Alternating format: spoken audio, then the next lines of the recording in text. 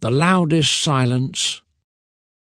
My world was built from glass, steel and light. Not the light from the sun, but the blue light of a computer screen. I was an architect, and I designed the future from my desk. My name is Alex. My life was a series of deadlines, notifications and conference calls. I measured my success by my productivity. I believed that being busy meant I was important. Sleep was just a necessary pause between work sessions. Food was fuel that I often consumed while answering emails. My connection to the world was through a Wi-Fi signal. I loved my work. I loved the challenge of creating something new and modern. But a huge new project was demanding all of my attention. The deadline was approaching fast. The city was full of too many distractions. The noise, the people, the constant invitations. I needed a place where I could have complete and total focus for 1 week. So I rented a remote cabin in the mountains. It was a modern cabin with all the necessary technology. The pictures online showed a perfect productivity retreat. I saw it as a strategic move. I would disconnect from people, but not from my work. I would be alone with my designs, my computer, and my thoughts. I packed 2 laptops, 3 external hard drives, and multiple power banks. I was prepared for any technical problem. I was ready to work without any interruptions. I arrived on a Monday afternoon. The cabin was beautiful, with large windows looking out at the forest. But I did not really notice the view. I only saw the strong Wi-Fi signal.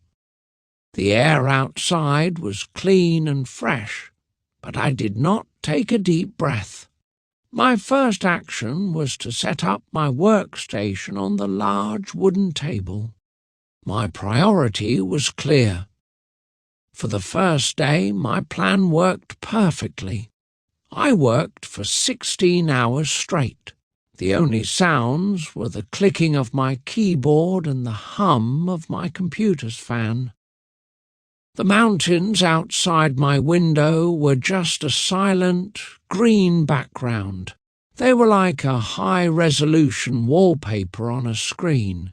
They did not feel real to me. I felt powerful and in control of my world. The project was moving forward quickly. This trip was a brilliant idea. I was going to meet my deadline easily. On the second afternoon, while I was deep in my work, the weather began to change. The bright blue sky slowly turned into a dark and heavy grey. A strong wind started to blow through the tall pine trees. The sound was like a low whisper at first, but soon the whisper turned into a loud and angry howl. Rain began to fall against the large windows. It started as a light tapping, but quickly became a torrential downpour. The storm had arrived without any warning. I was a little annoyed by the noise of the storm. It was a distraction I had not planned for, but I put on my headphones and continued with my work. Then the lights in the cabin flickered once. They flickered a second time, and then, with a loud crack of thunder that shook the entire cabin, everything went dark. The cabin was plunged into a sudden and absolute darkness. My computer screen went black. The music in my headphones stopped playing. A deep silence fell over the room. My first reaction was not fear. It was pure, unfiltered frustration. This could not be happening. My perfect plan was being ruined by a stupid storm. I turned on my phone's flashlight. Its small beam cut through the darkness. I went to the fuse box, but everything seemed fine. The power was out in the whole area. "Okay, no problem," I said to myself. I had my laptop's battery. I could still work for a few more hours. The power would surely be back on by then. I rebooted my laptop. The screen lit up, and I felt a wave of relief. But then I saw the two symbols in the corner that made my heart sink. No Wi-Fi, no internet. My phone confirmed my biggest fear. There was no signal at all. Not a single bar. I was completely and totally cut off from the outside world. Now a real sense of panic started to creep in. All my project files were stored on the cloud. My entire workflow depended on a constant internet connection. Without the internet, my powerful laptop was just a useless box of metal and plastic. I was an architect with no blueprints, a writer with no pen or paper. The battery icon on my screen showed only 2 hours remaining. After that, I would not even have light. The walls of the modern cabin suddenly felt like a cage. I walked over to the large window and looked out. The world outside was a wild chaos of wind and rain. The beautiful forest now looked dark and threatening. The silence in the cabin was the loudest thing I had ever heard. There was no hum from a computer, no notification sounds from my phone. There was only the storm and my own breathing. I had come here to be alone with my work, but now I was just alone.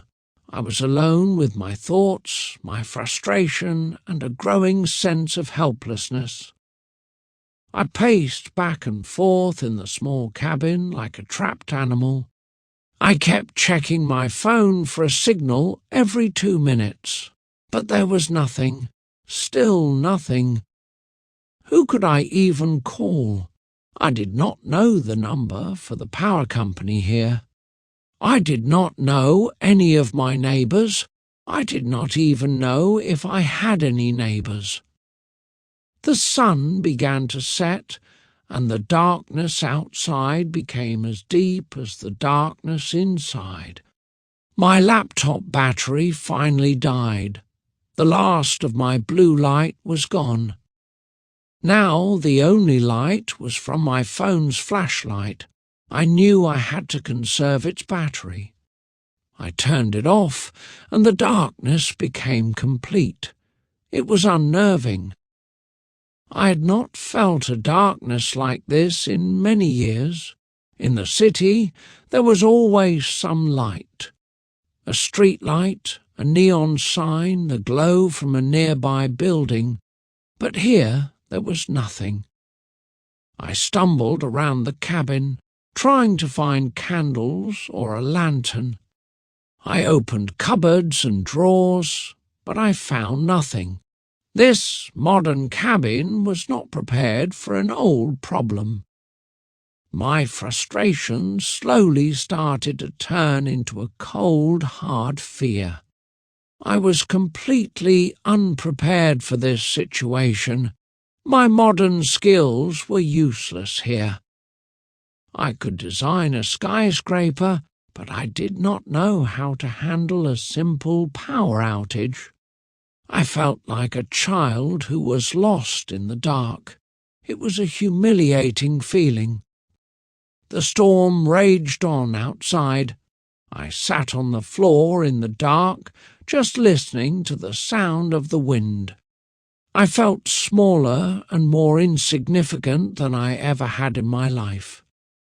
I had a full kitchen, but I did not know how to cook without electricity. The electric stove was useless. The microwave was dead. I had some snacks, but that was all. As the hours passed, the cabin also started to get cold. The central heating was electric, so it was off too. A deep chill began to seep into my bones. I realized I had to do something. I could not just sit here in the cold and dark. I remembered seeing a fireplace in the living room. It was my only hope for warmth. I had never made a real fire in my life. I had seen it in movies, but that was all. I had no idea where to even begin with something so primitive. Using my phone's light sparingly, I found the fireplace. There was a small pile of wood next to it and a box of matches on the mantelpiece. I had the tools. Now I just needed the knowledge. I felt a strange mix of fear and determination. This was my first real challenge that did not involve a computer screen. I had to survive this. I had to create my own light and my own warmth. The successful architect had to learn a new, much older kind of design. My first few attempts to build a fire were a complete failure. I used too much paper, which burned out too quickly. The small pieces of wood would not catch the flame. Smoke started to fill the room, making my eyes water. It was a frustrating and humbling experience. I felt incompetent. This simple task was defeating me. I almost gave up. I thought about just wrapping myself in all the blankets. But the cold was deep, and the idea of a warm fire was a powerful motivation for me. I decided to try one more time. This time, I tried to think about it logically. A fire needs fuel, heat, and air. I had been forgetting about the importance of air. I carefully arranged the wood in a small pyramid shape. I left small gaps between the logs to allow the air to circulate. It looked like a tiny, primitive structure. I struck a match. The small flame danced in the darkness. I carefully brought it to the small pieces of paper under the wood. This time the kindling caught fire. A small, steady flame began to grow. It spread from the kindling to the larger logs. Soon a real warm fire was burning brightly in the fireplace. It was beautiful. I had done it. I had created light and warmth with my own 2 hands. The feeling of victory was more satisfying than finishing any complex design project. I sat in front of the fireplace for hours, just watching the flames dance. The fire was my television, my computer, and my only companion in the dark. The storm continued for another full day, but I was not scared anymore.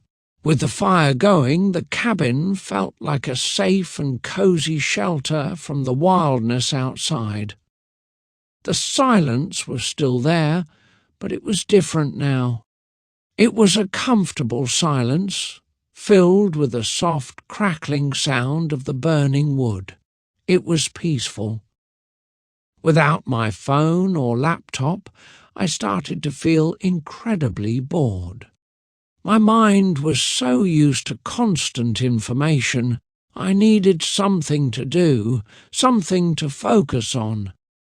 I started to explore the cabin more carefully. In a small, dusty bookshelf in the corner, I found a collection of old books. They had been left behind by the owner. The books were old, with soft, worn-out covers. There were classic novels, books of poetry, and guides about the local nature. They were relics from an analogue world. I picked up a book of short stories. I sat by the fire and started to read. My eyes had to adjust to reading by the flickering light of the flames. It was a slow and deliberate process. I could not scroll or click. I had to turn each page carefully. I became completely lost in the world of the story. I had not read a book for pleasure in many, many years. My reading was always for work, but this was different. This was a quiet joy I had forgotten existed. The next day, the storm finally passed. I woke up to a strange and unfamiliar silence. The wind had stopped howling. I went to the window to look outside. The world was washed clean, the sun was shining brightly, and the sky was a brilliant blue. Everything was covered in a fresh layer of white snow. For the first time since I arrived, I felt a desire to go outside. I was not thinking about my work or my deadline. I was just curious about the world beyond my door. I put on my coat and boots and stepped outside. The cold air was crisp and clean. It felt good to breathe it in. The world was so quiet and so still. I started to walk into the forest. My boots made a soft crunching sound in the fresh snow. The pine trees were heavy with it, their branches drooping down. I noticed details I had never seen before. I saw the tracks of a small animal in the snow.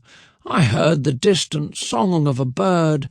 I saw how the sunlight made the snow sparkle. I was not walking to get somewhere. I was just walking. There was no goal or destination. My only purpose was to see and to listen to the world around me. I found a large, flat rock near a frozen stream. I brushed the snow off and sat down. The sun was warm on my face. The silence of the forest was complete. And in that silence, I finally started to hear my own thoughts. Not thoughts about work or projects, but deeper thoughts about my life and my happiness. I realized how tired I was. Not just physically tired, but tired in my soul. I had been running a marathon for years without ever taking a break. My life was full of success, but was it full of joy? I had built amazing structures for other people, but I had forgotten to build a peaceful space inside myself. This storm, this power outage, was not a disaster.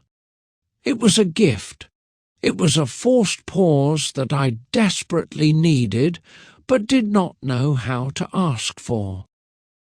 The peace I felt sitting on that rock was deeper than any satisfaction from a finished project.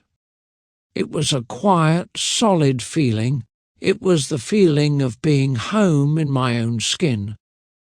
I understood that my value as a person was not tied to my productivity. My worth was not measured by how many emails I could answer in an hour. I stayed by the stream for a long time. I did not think about the past or the future. I was just present in that single perfect moment. I was just being. On the morning of the fourth day, something happened. A low hum started in the cabin. A light flickered on in the kitchen. The power was finally back. My phone, which was plugged into the wall, suddenly came to life.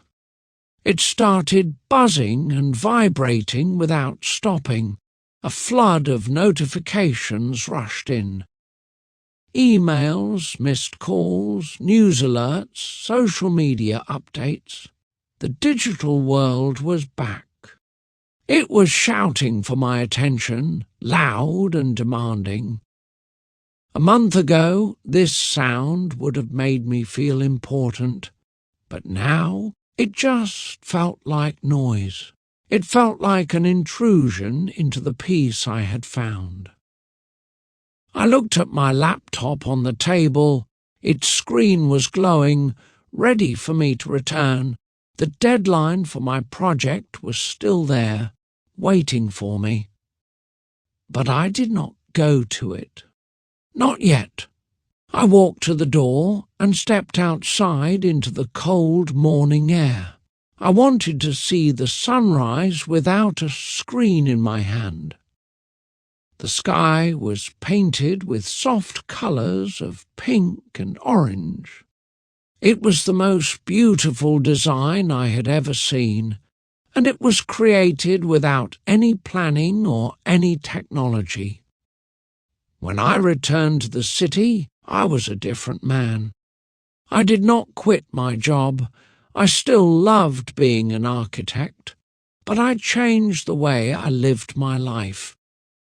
I finished my project, and it was the best work I had ever done. The new space and clarity in my mind made my designs better, more human, and more thoughtful. I still work hard, but I also schedule time for silence. I take walks in the park. I read books. I turn off my phone and just sit by the fire. I learned something very important in that remote cabin. I learned that sometimes you have to completely disconnect from the world to reconnect with yourself. The storm did not ruin my plan. It gave me a new one, a plan to build a life that was not just successful, but also peaceful, meaningful, and full of quiet joy.